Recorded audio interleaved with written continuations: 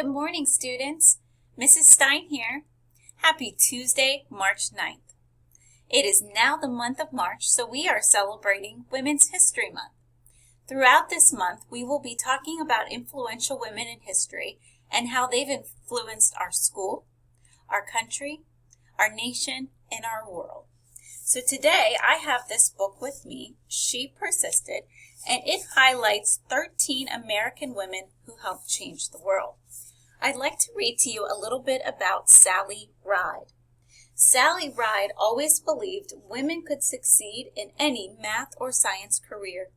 Although not everyone agreed, she persisted, and she became the first American woman in space.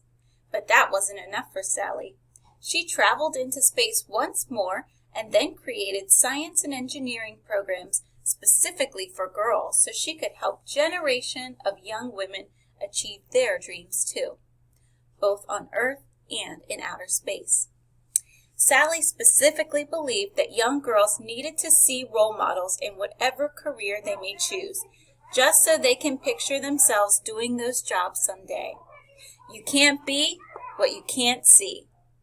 Join me throughout this month as we talk about influential women in history and all of the accomplishments that have helped shape our world. Have a wonderful Tuesday.